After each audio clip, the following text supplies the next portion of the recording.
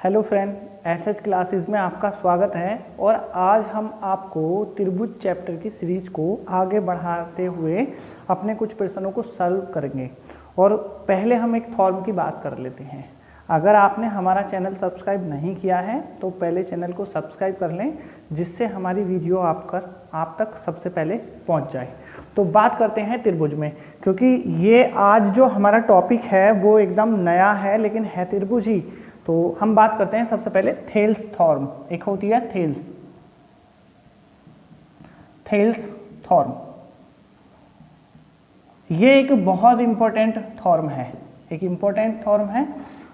Exam में जब भी सवाल आते हैं तो इस थॉर्म से रिलेटेड सवाल आते हैं, ये थॉर्म नहीं आती कभी भी। तो इसमें होता क्या है, जरा आप बात समझिए। ये एक त्रिभुज है, ठीक है, ये एक त्रिभुज, देन ए बी सी एक त्रिभुज है। इस त्रिभुज में ए बी और बी सी इन रेखाओं पर दो बिंदु होंगे, तो और डी और ई, और ये एक रेखा मिला दी जाती है इस पे। यदि पहली कंडीशन अब यहां से शुरू होती है, यदि डी ई समांतर है बीसी के तब, ठीक है, यहां से शुरू होता है। तो रेशो प्रोपोर्शनलिटी वाला चलता है। तो ए डी अपॉन ये छोटी वाली side A D upon B D बराबर then A E upon E C. एक तो ये है, ठीक है, एक थॉर्म ये बनेगी। मतलब जो रूल प्रयोग करा जाएगा, या तो छोटी छोटी साइड का रेशो इक्वल होगा दूसरी वाली साइड के रेशो के इक्वल। और इसमें एक दूसरी भी है, एक बात और, यदि डी ई पैरेलल होगी बी सी के सिर्फ, तब ही है ये रूल, और नहीं है। देन एक और है, then A B upon B C, sorry हाँ, A B upon A D बराबर then A C upon A E बराबर B C upon D E, B C upon D ई।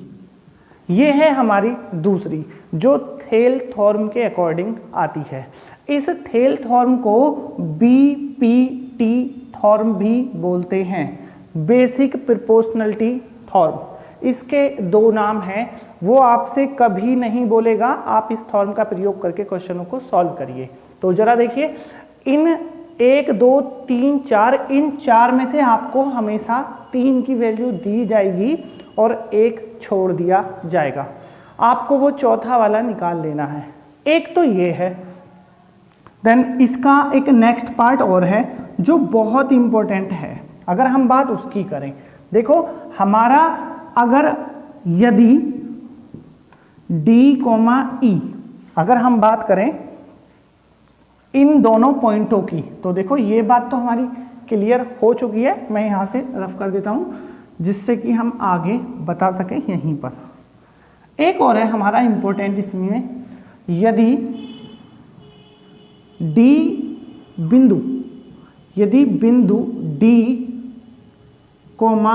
E, ये जो दोनों पॉइंट हैं रेखा ए बी और ए सी के मध्य बिंदु हैं, देन ए बी तथा ए सी के मध्य बिंदु हैं, तब देखो जरा, अगर डी और ई ए बी और ए सी के मिड पॉइंट हैं और D E parallel B C के, अगर ये मध्य बिंदु हैं और ये इसके पैरेलल है, तब डी ई की जो वैल्यू है वो 1/2 इंटू बी सी। ये आपको डायरेक्ट भी सवाल पूछ लिया जाएगा। मतलब अगर ये वाली साइड की माप 6 सेंटीमीटर है, तो ये वाली साइड की माप 3 सेंटीमीटर हो जाएगी डायरेक्ट। ओके, ये है हमारी थेल थॉर्म और बीपीटी। हम जो अब सवाल करेंगे, जो प्रश्न करेंगे, वो इसी थॉर्म के अकॉर्डिंग करेंगे। ओके, जरूरी है ये सब समझना पहले, और इसके बाद हम प्रश्न करते हैं। ओके, देखिए जरा, जैसा कि आपकी बोर्ड की स्क्रीन पर जैसा कि हमारा सवाल दिख रहा है, तो मैं उसे पढ़ देता हूं। दी गई त्रिभुज ABC में DE पैरेलल BC यदि DE बराबर 3.6 सेंटीमीटर और AB 10 सेंटीमीटर, AE 4.5 सेंटीमीटर हो तो EC का मान बताओ। देखो जरा हमारा सॉल्यूशन होना कैसे है। सबसे पहले जो आपको डायग्राम दे रखा है, अगर उस डायग्राम को नहीं भी देगा तो भी आपको सवाल करना है, क्योंकि उस डायग्राम में आपको कोई माप दी नहीं है, सिर्फ डायग्राम बनाकर दिखा दिया है। ओके, तो अब आप समझिए, डायग्राम बनाना भी सीखना है। ओके, तो ये है एक त्रिभुज, जैसा कि उस लैंग्वेज के अकॉर्डिंग है, त्रिभुज AB और C। इस त्रिभुज ABC में उसने जैसे जैसे माप दिए वो देखिए, उसने बोला है DE पैरेलल BC के, मतलब आपको एक रेखा खींचनी है जस्ट इसके पैरेलल, यहां से खींच दिया, देन DE लिख दिया। उसके बाद आगे दे रखा है AD 3.6 सेंटीमीटर, मतलब यहां से लेके यहां तक की जो माप है ये है 3.6 ओके सेंटीमीटर, और AB मतलब सारी माप है 10 सेंटीमीटर, ये सारी की सारी 10 सेंटीमीटर। उसके बाद AE की माप दे रखी है उसने, सिर्फ इस वाली माप को, छोटी वाली माप को दिया है 4.5 सेंटीमीटर, और माप निकालनी है EC की, मतलब ये वाली माप गायब कर दी उसने। तो देखिए जरा, हमारी जो पीछे थेल थॉर्म थी, BPT थॉर्म, उसको देखिए। सबसे पहले उसमें क्या था, रेशो था बड़ी वाली साइड का रेशो छोटी के साथ, और फिर बड़ी वाली साइड का रेशो छोटी वाली के साथ। या तो आप बड़ी साइड छोटी साइड करिए, या फिर छोटी छोटी साइड करके, जैसे आपको ठीक लगे तो करते हैं। हम अपनी थॉर्म लगाते हैं, वही BPT theorem, then AD upon DB बराबर AE अपॉन EC। हमको EC निकालनी है तो EC ही निकाल देते हैं। देखो AD की माप 3.6 सेंटीमीटर, लेकिन हमारे पास DB की माप नहीं है।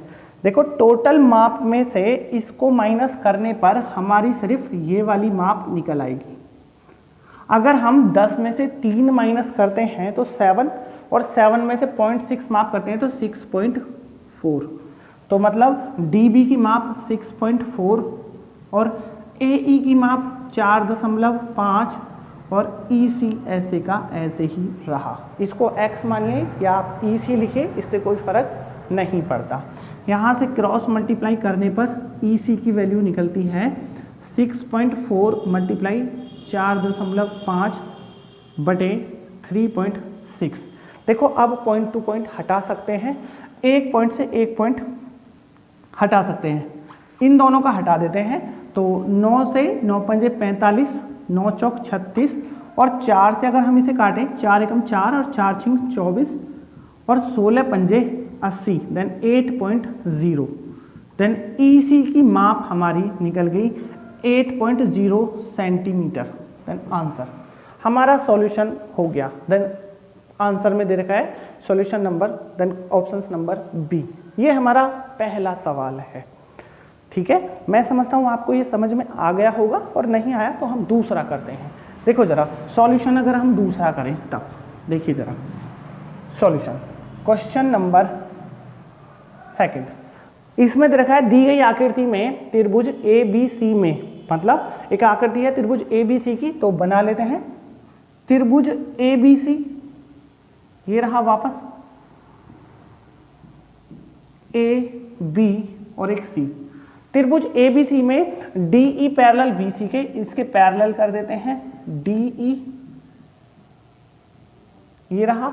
उसके बाद AD बराबर 2.4 सेंटीमीटर, उसके बाद AE बराबर 3.2 सेंटीमीटर, और EC बराबर 4.8 सेंटीमीटर।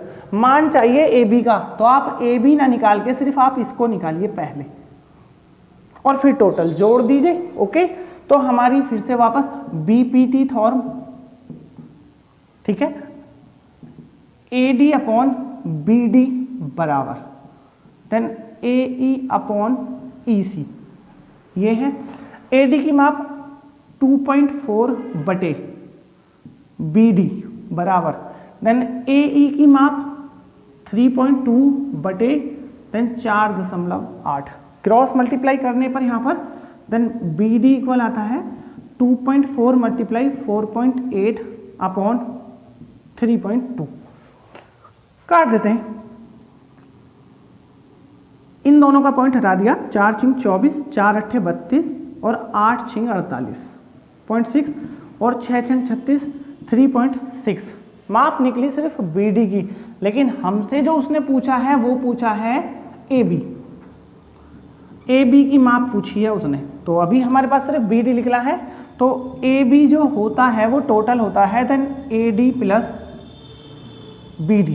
देखो एडी की माप 2.4 पहले से ही है और बीडी की माप 3.6, मतलब इन दोनों को अगर हम जोड़ दें तो 6 centimetre, then answer then option सी।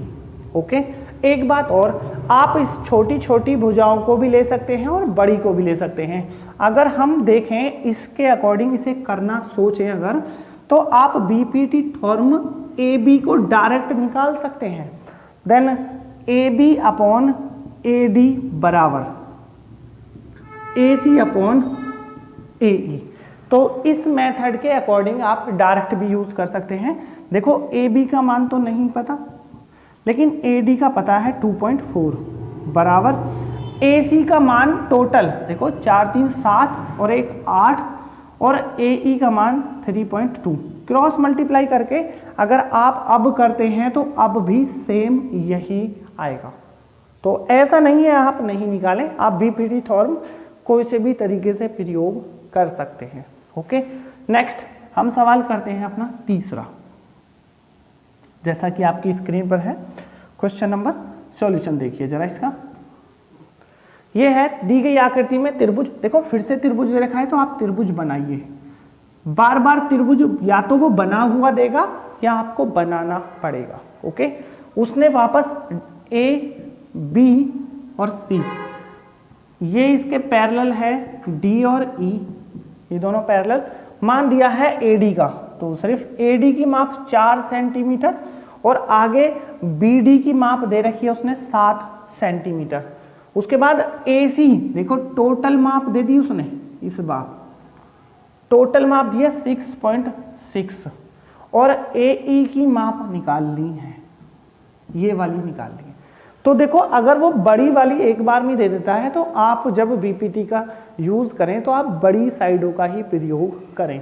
तो देखो जरा बीपीटी थॉर्म हमारी है क्या, बीपीटी थॉर्म जो है वो देन ए बी बटे टोटल अपॉन ए डी बराबर देन ए सी बटे ए ई।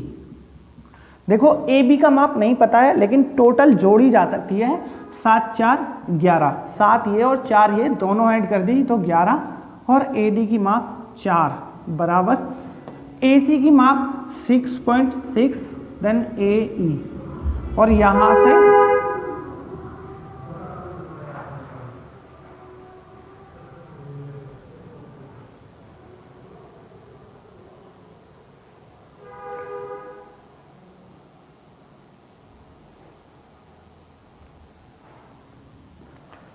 देखो ए बी पूरा जोड़ देते हैं 11 बटे ए डी की माप 4 सेंटीमीटर, ए सी की माप उसने 6.6 दे ही रखी है और ए ई छोड़ दिया, तो क्रॉस मल्टीप्लाई करने पर ए ई बराबर अगर हम यहाँ से कैलकुलेट करें तो 6.6 मल्टीप्लाई 4 और अपॉन 11, 11 से घटाइए 0.6 बार और 6 चौक 24, 2.4 देन आंसर। ओके, हमने 3 क्वेश्चन थेल थॉर्म या बीपीटी थॉर्म के अकॉर्डिंग कर दिए। मैं समझता हूँ आपको ये प्रश्न और वो थॉर्म भी समझ आ गई होगी। अगर आपको और किसी प्रकार की समस्या है तो आप हमें कमेंट में लिख सकते हैं। आपको हमारी वीडियो कैसी लगी ये कमेंट में ज़रूर बताएं और चैनल को सब्सक्राइब कर लें। Thank you.